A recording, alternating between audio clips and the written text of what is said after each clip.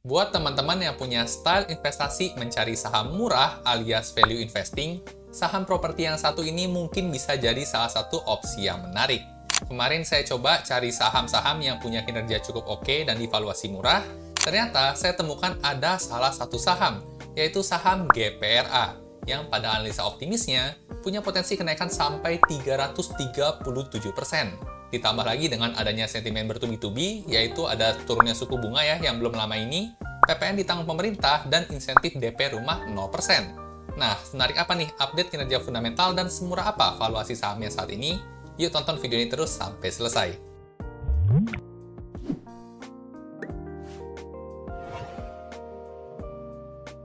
Halo dan selamat datang kembali di channel saya, Jonathan Tamrin. Buat teman-teman yang baru pertama kali nonton, di channel ini saya sharing hal-hal seputar saham dari sudut pandang fundamental. Ada analisa saham, ada mindset investasi, dan ada update berita terkini.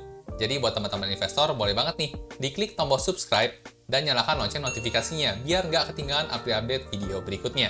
Di video kali ini, saya mau sharing hasil analisa fundamental dan valuasi dari saham GPRA, update kuartal 2 tahun 2024. Seberapa layak sahamnya buat dipertimbangkan masuk ke portofolio kita? Yuk langsung kita lihat aja pembahasannya. Oke, sekarang kita bakal coba bedah kondisi fundamental dan valuasi saham GPRA. Buat analisanya, saya akan gunakan file RDFE ya. Buat teman-teman yang belum tahu, RDFE merupakan singkatan dari Rekap Data Fundamental Emiten. File ini merupakan file Excel yang saya buat sendiri untuk memudahkan saya menganalisa saham tentunya. Berisi rekap data fundamental inti lengkap semua emiten dalam waktu tren 10 tahun terakhir. Buat teman-teman yang mungkin tertarik sama filenya, buat detailnya, nanti bisa cek di belakang ya. Sekarang kita mau pakai buat analisa saham GPRA dulu. Nah, buat mulai analisanya, kita tinggal ganti aja kode saham di sini sama kode saham yang mau kita analisa, yaitu GPRA. Nah, setelah di enter, maka langsung muncul ya semua data-data fundamental inti dalam waktu tren 10 tahun terakhir. Jadi sudah update yang kuartal 2 tahun 2024, dan untuk update yang terakhirnya ada dua versi ya. Ada versi yang sampai last quarter-nya aja, dan ada versi yang sampai di setahunkannya.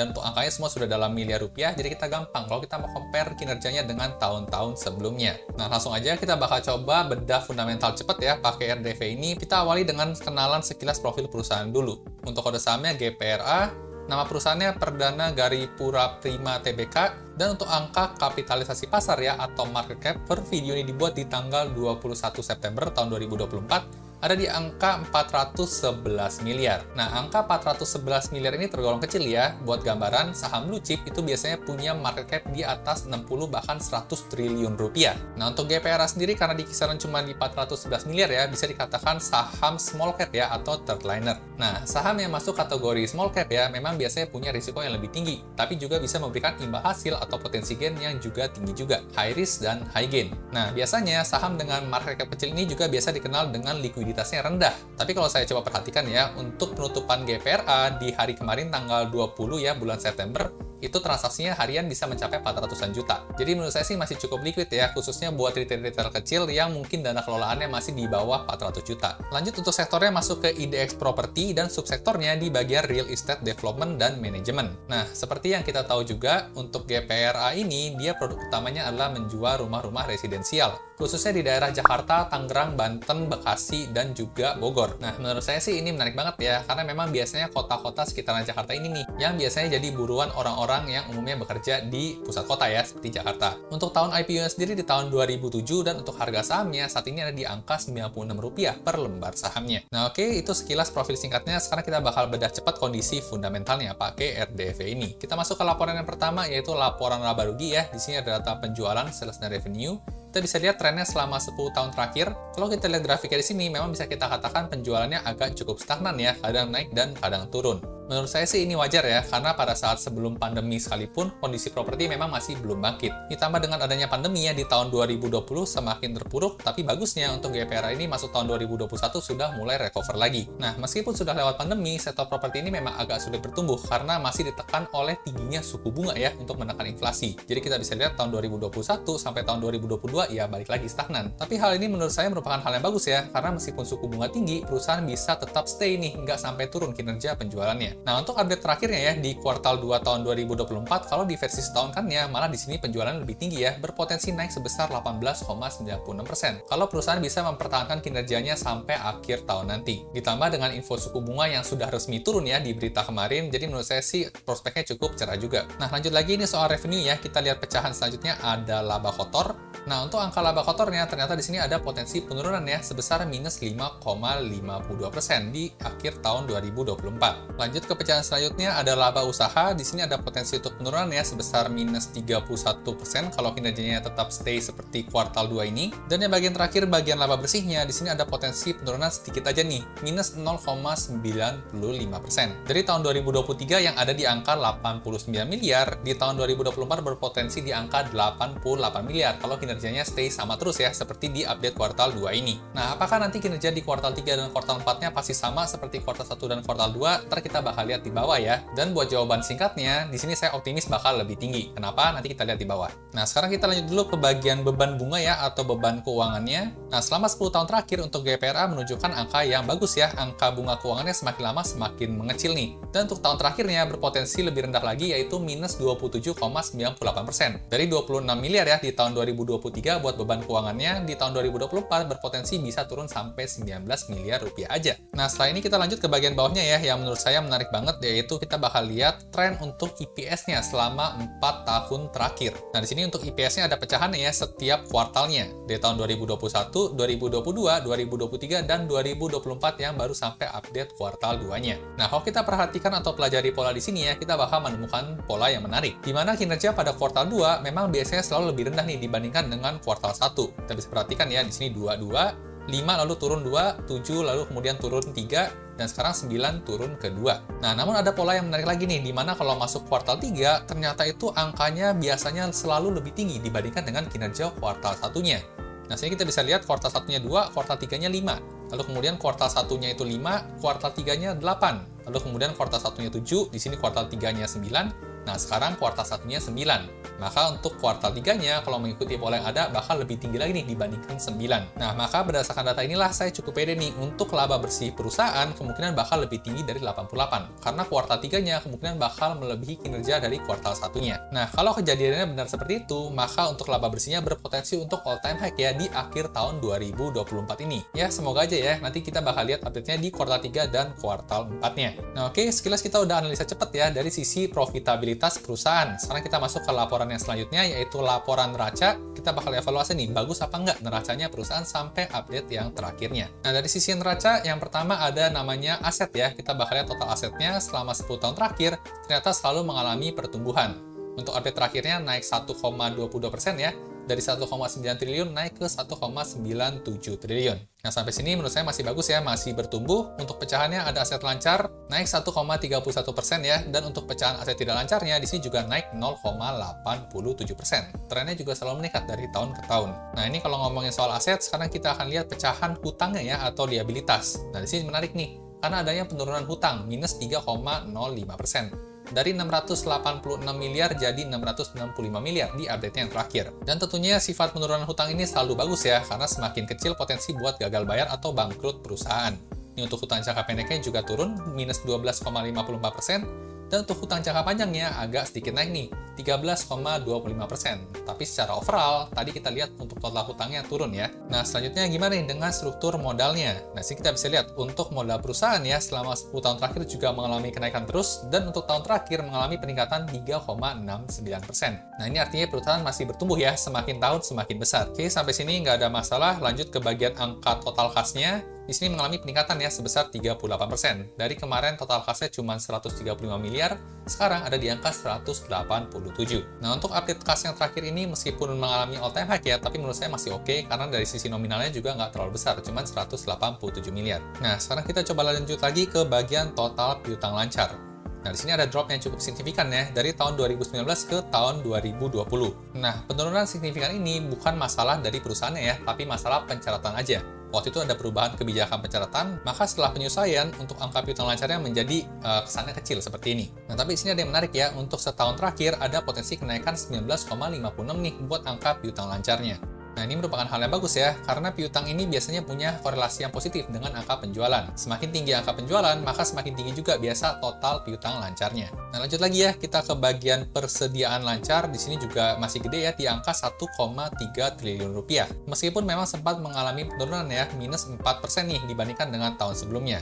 Nah, buat angka persediaan ini memang cukup wajar nih kalau naik turun. Malah justru jangan sampai ketinggian banget. Karena kalau angkanya terlalu tinggi, itu memberikan kesan kalau barangnya itu nggak laku ya. Jadi kayak kesannya numpuk di gudang gitu ya, nggak laku barangnya. Kalau contoh kasus properti ya berarti mungkin persediaan tanahnya ini nggak laku-laku. Jadi semakin tahun semakin nambah aja, tapi nggak ada yang kejual. Nah oke, sejauh ini masih menarik untuk angka persediaannya. Kita lanjut lagi ke angka nilai buku per lembar sahamnya. Nah di sini juga kelihatan menarik ya, setiap tahun semakin bertambah dan untuk tahun terakhirnya bertambah 3,69%. Jadi masih good banget. Nah lanjut gimana dengan info pembagian dividennya? Apakah GPRA rutin membagikan dividen? Nah kalau kita lihat bagannya di sini, ternyata untuk GPRA tergolong yang tidak rutin ya bagi dividen. Tapi seenggaknya dalam waktu 10 tahun terakhir, cuma 2 tahun aja yang nggak bagi dividen. Dan untuk dividen tutup buku tahun 2023 mengalami peningkatan ya, dari yang kemarin itu Rp1 per lembar saham jadi Rp5. Nah, apakah angka Rp5 ini menarik ya buat para dividen hunter? Nanti kita bakal lihat dividen yieldnya di belakang. Nah, oke, kita udah bedah semua kondisi neracanya ya. Sampai sejauh ini sih masih menarik, di mana asetnya bertambah, modalnya bertambah, dan hutangnya berkurang. Sekarang kita lanjut ke bagian analisa laporan arus kasnya. Gimana nih arus kasnya, apakah menarik juga buat si GPRA ini? Nah, untuk laporan arus kas ada 3 komponen ya. Ada yang arus kas dari aktivitas operasi, ada yang dari aktivitas investasi, dan ada yang dari aktivitas pendanaan. Kita bakal lihat satu-satu dari yang pertama dulu. Nah, untuk arus kas yang pertama ya, dari aktivitas operasi, kita bisa lihat selama 10 tahun terakhir, angkanya dominan positif nih. Dan ini merupakan hal yang bagus. Kenapa? Karena kalau angkanya positif, itu tandanya ada duit lebih banyak masuk dibandingkan yang keluar di tahun tersebut. Nah, kita sebagai pemilik bisnis kan kita pengen perusahaan kita cuan ya, lebih banyak duit yang masuk dibandingkan yang keluar. Nah, kita bisa lihat untuk April yang terakhir di sini angkanya negatif ya, minus 18 miliar, tapi ini kan baru pertengahan tahun ya, April kuartal 2. Jadi masih sangat possible banget sampai akhir tahun nanti angkanya bisa berbalik positif lagi. Nah, dari sini kita melihat cukup menarik ya, karena angkanya memang dominan positif. Kita lanjut ke bagian yang kedua, arus kas dari aktivitas investasi. Nah, sini kita bisa lihat trennya selama 10 tahun terakhir angkanya dominan negatif terus. Dan ini juga merupakan hal yang bagus nih. Kenapa? Karena kalau angkanya negatif, itu tandanya ada duit yang keluar buat aktivitas investasi. Dan seperti kita tahu ya, tujuan investasi itu kan baik, memberikan keuntungan buat perusahaan di masa depan. Jadi cukup ideal nih, angkanya dominan negatif semua. Lanjut ke bagian yang terakhir untuk arus kas aktivitas pendanaan. Kita bisa lihat selama 10 tahun terakhir agak naik turun ya. Sempat negatif di 5 tahun, lalu kemudian positif di 5 tahun ya, termasuk di tahun yang terakhir. Nah, sebenarnya harapan kita untuk angka CFF ini angkanya negatif nih. Kenapa? Karena kalau angkanya negatif, itu tandanya perusahaan lebih banyak membayar hutang dibandingkan dengan nambahin hutang. Nah, kalau angkanya positif, berarti ada kemungkinan perusahaan melakukan pendanaan ya, sehingga menambahkan modal inti perusahaan di luar aktivitas operasinya. Jadi kita bisa lihat ya, angkanya positif 68 miliar, namun secara overall ya, meskipun ada penambahan dana di sini, tapi tadi total hutangnya kita bisa lihat angkanya turun. Nah, oke, sampai sini kita udah beres analisa cepat kondisi fundamental dari 3 laporan keuangan, yaitu laporan laba rugi, laporan neraca, dan laporan arus kas. Sekarang kita bakal evaluasi rasio-rasio keuangannya, sehat juga atau enggak. Nah, untuk rasio keuangan yang pertama ada yang namanya profitability margin. Garis yang hitam ini adalah garis gross profit margin, yang tengah adalah operating profit margin, dan yang warna biru ya paling bawah adalah net profit marginnya. Kita bisa lihat selama 3 tahun terakhir sepertinya trennya agak penurunan ya. Dari sempat 64%, 62%, dan sekarang 50% untuk gross profit marginnya. Dan untuk net profit marginnya pun juga mengalami penurunan ya, dari 21 ke 19 dan 16. Nah, apa nih kira-kira alasan yang menyebabkan kok kinerjanya menurun selama beberapa tahun terakhir? Nah, menurut saya nggak lain dan nggak bukan, ya alasannya karena kebijakan suku bunga yang memang lagi tinggi-tingginya. Nah, kalau suku bunga memang lagi tinggi ya, maka orang akan enggan nih buat beli properti, karena bunga kreditnya bakal jadi lebih mahal. Tapi beda cerita, kalau memang suku bunganya lagi tren penurunan, seperti yang baru diresmikan kemarin ya, ada penurunan tingkat suku bunga, baik dari The Fed maupun dari Bank Indonesia. Nah, kalau tingkat tren penurunan suku bunga ini berlanjut ya ke bulan-bulan berikutnya, maka kita bisa sangat optimis nih untuk kinerja keuangannya tentunya bakal kembali membaik, khususnya untuk sektor properti. Nah, bisa jadi untuk update kuartal 2 ini merupakan angka terendahnya terakhir ya. Masuk ke kuartal 3, kuartal 4, dan masuk tahun 2025, kemungkinan angkanya untuk kembali berbalik ke positif. Itu kalau dari sisi optimisnya. Nah, kita lanjut lagi ke rasio selanjutnya, ada yang namanya ROE ya, atau Return on Equity. Nah, kalau kita lihat untuk average-nya ada di angka 5,6 sama 5,9% ya, dan posisi saat ini ada di atas rata-ratanya ya, di 7,1%. Nah, ini menurut saya masih bagus banget ya, karena meskipun tingkat suku bunga terakhir itu masih tinggi, tapi GPRA masih bisa stay nih untuk ROE-nya di kisaran 7%-an, atau di atas rata-rata. Lanjut lagi ke bagian rasio hutangnya ya, ke Debt to Equity Ratio, atau rasio debt. Posisi saat ini ada di 0,54 dan selama 10 tahun terakhir angkanya memang selalu konsisten di bawah 1. Jadi masih sehat banget, kecil kemungkinan buat gagal bayar. Lanjut lagi ke bagian cash ratio, sekarang posisinya di 0,49, bagus ya. Karena untuk cash ratio menurut saya idealnya minimal 0,3. Nah lanjut lagi ke rasio current ratio ya, posisi saat ini ada di 4,12, ini bagus banget karena sudah jauh dari atas 1 angkanya. Lanjut ke bagian quick ratio, kita bisa lihat sekarang posisinya di 0,66. Meskipun memang idealnya itu kalau bisa mendekati 1 ya, tapi tren selama 2 tahun terakhir mengalami peningkatan yang cukup signifikan. Dari 0,2, 0,4, sekarang di 0,66. Jadi menurut saya masih nggak ada masalah untuk rasio quick ratio-nya. Lanjut ke bagian interest coverage ratio, atau rasio kemampuan melunasi hutang berbunga. Saat ini posisinya ada di 5,44, ini sangat sehat sekali ya, karena jauh di atas angka 1. Nah lanjut ke rasio yang bawah ya, yang terakhir di sini ada dividend yield. Nah sini kita bisa lihat ya, memang tidak konsisten untuk pembagian dividennya, ada bolong di tahun 2019 dan tahun 2020 tutup bukunya, tapi tutup buku tahun 2023 posisinya saat ini sudah bisa memberikan yield sebesar 5,3%. Dan angka 5,3% ini tentu menarik ya buat dividend hunter, tapi kita balik lagi, secara tahun-tahun sebelumnya memang biasanya cuma di kisaran 1%-an aja. Jadi mungkin menarik untuk 1-2 tahun, tapi untuk konsisten jangka panjang dividend yieldnya nggak terlalu bisa diharapkan. Nah oke, kita udah beres ya menganalisa fundamental secara cepat untuk kondisi GPRA di update-nya yang terakhir. Kita udah lihat tadi rasio-rasionya masih cukup menarik ya, dan cukup oke juga untuk GPRA ini. Nah, tentu yang menjadi pertanyaan selanjutnya adalah soal harga sahamnya ya. Apakah harga saham saat ini tergolong under value ya, murah, harga wajar, atau udah kemahalan nih? Nah, buat jawab pertanyaan itu, tentunya kita perlu lihat rasio valuasi ya. Nah, sini juga ada, sekarang kita langsung aja masuk ke bagian rasio valuasi. Nah, untuk rasio valuasinya, kita masuk ke bagian yang pertama ya, yaitu price to book value-nya. Kita bisa lihat angka selama 10 tahun terakhirnya mengalami penurunan ya. Dari yang pernah 0,9, sekarang posisinya cuma di 0,33. Nah, buat teman-teman yang belum familiar ya, cara baca rasio PBV kita berpatokan pada angka 1 pada umumnya. Jadi semakin rendah dari angka 1, semakin under value atau murah. Semakin tinggi dari angka 1, ya berarti semakin over value atau udah kemahalan. Nah, di sini saya ada 2 strategi ya. Strategi yang pertama yaitu membandingkan dengan rata-rata angka 5 tahunannya. Dan juga ada strategi yang kedua, yaitu membandingkan dengan angka 1, angka idealnya atau harga wajarnya. Nah, kalau kita coba pakai strategi yang pertama, angka rata-ratanya ada di 0,35 selama 5 tahun terakhir. Nah, angka 0,35 ini kalau kita bandingkan dengan 0,33 ya, berarti sedang terdiskon sebesar 4,4%. Dan kalau angka 0,33 ini balik ya ke angka 0,35, berarti dia punya potensi gain sebesar 4,6% aja. Atau target harga jualnya di angka Rp100. Sekarang posisinya di Rp96. Jadi tergolong fair value aja ya. Nggak terlalu under value amat kalau kita bandingin dengan kinerja 5 tahun terakhir. Nah, sekarang kita coba pakai strategi yang kedua ya, yaitu membandingkan dengan angka PBV fair di angka 1. Nah, berarti angka sekarang itu sedang terdiskon 67% nih, menjadi 0,33. Dan kalau misalnya balik ya ke angka 1, dia punya potensi gain sebesar 202,7%. Dengan fair targetnya di angka Rp291 per lembar saham atau tergolong under value. Nah, di sini jadi menarik banget ya, apalagi kalau kita lihat di sini untuk PBV-nya ini sudah terbatas ya untuk resiko penurunannya. Di sini paling kecil cuma 0,31. Jadi kalaupun turun lagi harga sahamnya ya paling kurang lebih minus 10%. Tapi potensi gainnya punya 202% ya kalau balik ke angka 1. Nah, lebih tepat pakai strategi yang mana? Pakai strategi rata-rata atau pakai strategi PBV di angka 1? Menurut saya untuk GPRA ini bisa cocok kita pakai strategi yang PBV di angka 1 ya. Nah, dengan teknik value investing ya, seperti Pak Loh Heng Hong juga memang biasanya mencari perusahaan-perusahaan yang PBV-nya itu kecil. Nah, ini contohnya GPRA, kita menemukan PBV-nya kecil. Nah, ini baru satu rasio ya, PBV. Biar lebih afdol, kita tambahin lagi buat jadi pembandingnya. Kita masuk ke bagian rasio PE ratio atau price to earning ratio.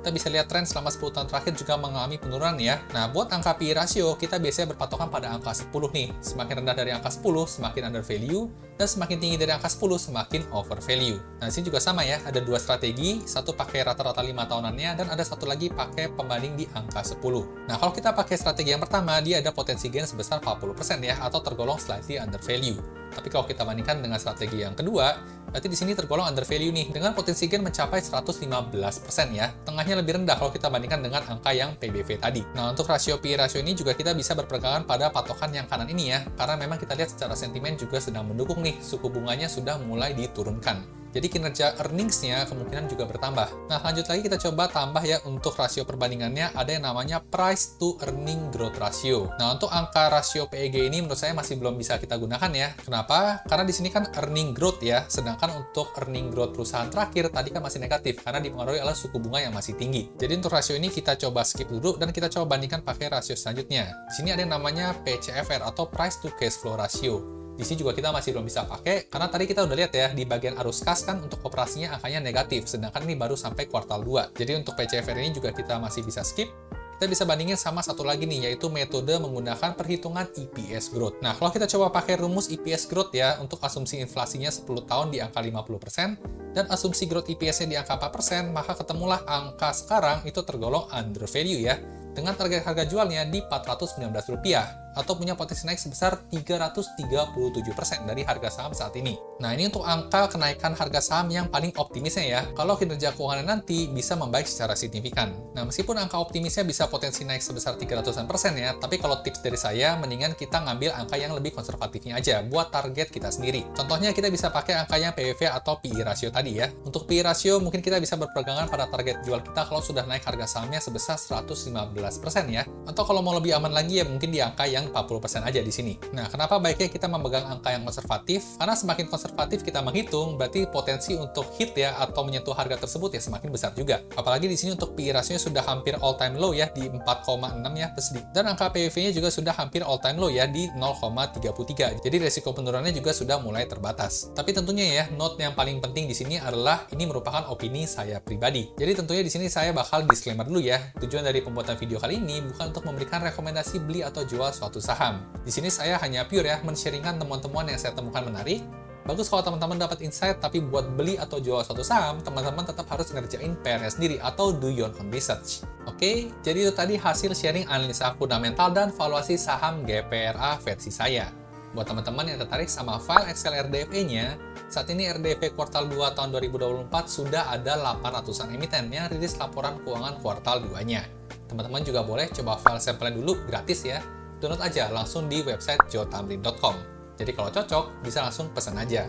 Buat teman-teman yang pesan RDFE, bakal dapat free update berkala nih. Minimal 1 kali setiap minggunya sampai lengkap data 800-an plus laporan keuangan emitennya. Info lebih lengkapnya lagi, cek kolom deskripsi di bawah ya. Dan buat yang mau tanya-tanya juga bisa ke admin via DM IG di Jonathan Tamrin. Nah, gimana nih teman-teman setelah dengar analisa tadi, seberapa setuju dengan analisa saya tadi, atau ada yang punya pendapat lain? Tuliskan pendapat dan komentar teman-teman di kolom komentar di bawah ya, biar bisa kita diskusin lebih lanjut lagi. Suka video seperti ini? Jangan lupa di like dan bagikan ke teman-teman investor lainnya ya, supaya makin jago analisa sahamnya. Sampai jumpa di video berikutnya.